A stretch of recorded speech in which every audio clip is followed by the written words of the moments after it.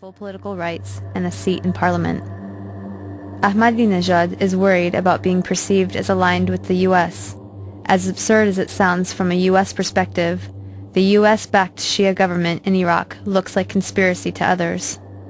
His audience is mostly the Arab populations outside of Iran. By pandering to anti-Israel sentiment, he tries to present himself as a leader in the Muslim world.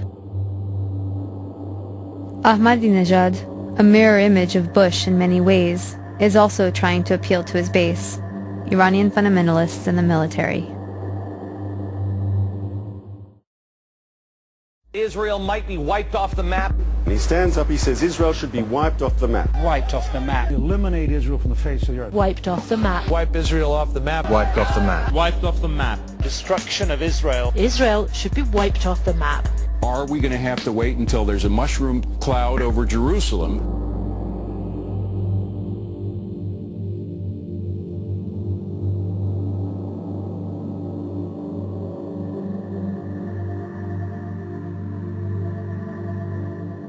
I think one of the things that we hear about Iran that's misleading is that the president, Ahmadinejad, is said to be really the person who's in charge in Iran.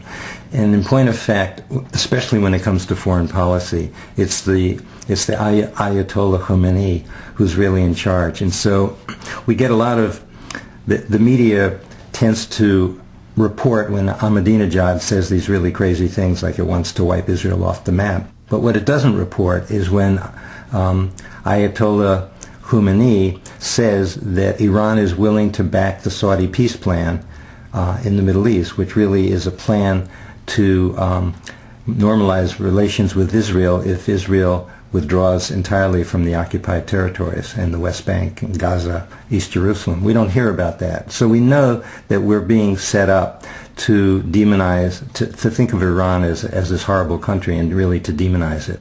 What must be understood is that the office of the President of Iran is not the same as the office of the President of the United States. The media should be focusing on Ahmadinejad's boss, the supreme leader, Grand Ayatollah Khamenei. He has total power over the foreign policy, over the military, and the nuclear program.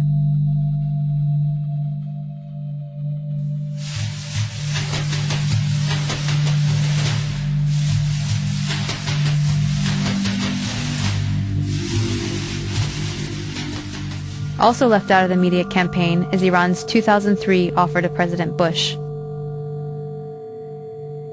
In exchange for being removed from the axis of evil, a guarantee of security, lifting of the sanctions, and allowing Europe to resume investing in Iran, Khamenei approved an offer to put all outstanding issues on the table. He offered to allow full nuclear inspections, to withdraw support for Hezbollah and Hamas, and to normalize relations with Israel if Israel withdraws from the occupied territories. The offer was delivered to Washington by a Swiss diplomat who was censured for even acknowledging it. The U.S. chose escalation over peaceful resolution.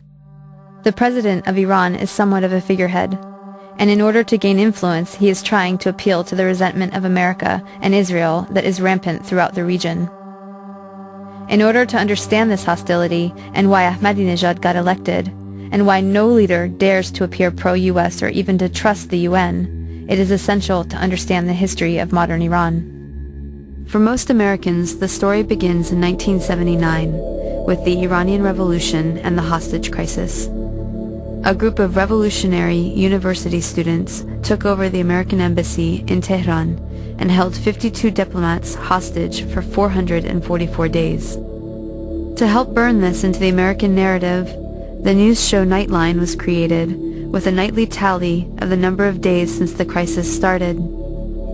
But to really understand, we have to go back to 1953, which is where the story begins for most Iranians. This was the year that the U.S. overthrew Iran's democracy and installed the Shah, a pro-U.S. dictator.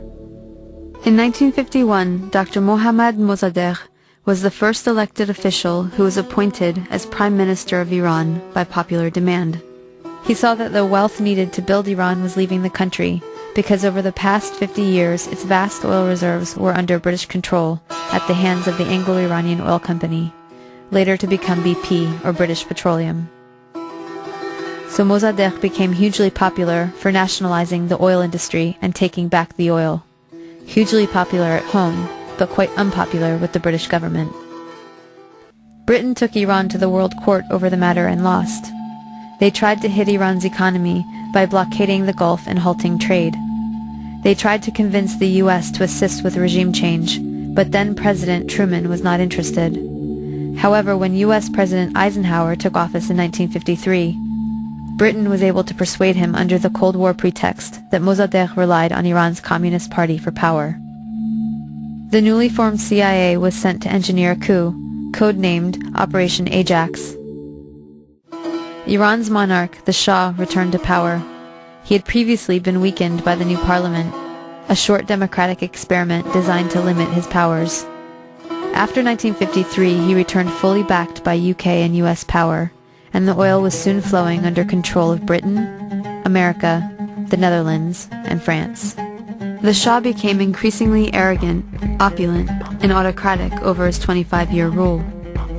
He instilled fear in the population with a secret police known as Savak, created by the American CIA and Israeli Mossad, that tortured and imprisoned those who dared to dissent. He crushed all political opposition. Troops were sent to massacre demonstrators. He pushed a white revolution to modernize and westernize the country, giving women the right to vote and other reforms. But ultimately, he served the elites and created a huge economic gap for the poor masses. Powerful religious leaders saw that he was forcibly trying to rid Iran of Islam in a country that was 90% Muslim. One of the Shah's leading critics, Ayatollah Ruhollah Khomeini, was arrested and imprisoned for 18 months. After his release in 1964, Khomeini was sent into exile for 14 years.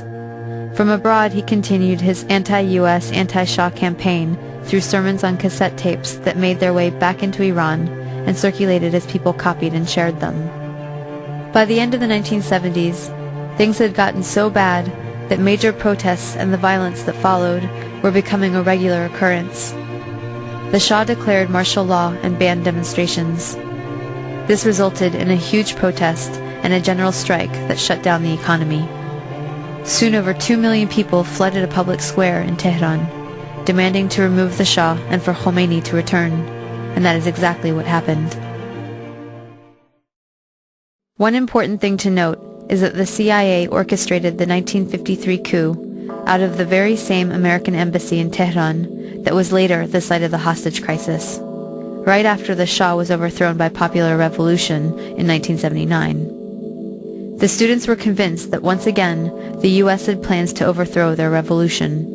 In fact, U.S. President Carter did send a NATO general to instigate a military coup, but it failed. Iran and the U.S. had an extradition treaty in force that obligated the Carter administration to return the Shah to Iran as an indicted criminal. The students had 4 demands. Return the Shah to Iran for trial. He had been accepted into America for medical treatment. Return the Shah's wealth to the Iranian people. A promise from the U.S. not to interfere in Iran's affairs in the future, and an apology and admission of guilt by the U.S. for its past actions in Iran. The apology never came, but 20 years later, Secretary of State Madeleine Albright did acknowledge the U.S. role in Mossadegh's overthrow. So Khomeini took power in 1979 and instituted a government under Islamic law. Within a year of the revolution, Saddam Hussein invaded Iran without provocation, seeking control of Iran's oil-rich Khuzestan region and key oil shipping waterways. The resulting Iran-Iraq War from 1980 to 1988 was the longest and one of the most devastating conventional wars of the century. At least 500,000 Iranians were killed. This war further cemented resentment of the U.S. government as they were playing both sides. On one hand, they were supporting Iraq, providing money, technology, and intelligence, including satellite photography, to help Iraqi bombing raids. The U.S. helped provide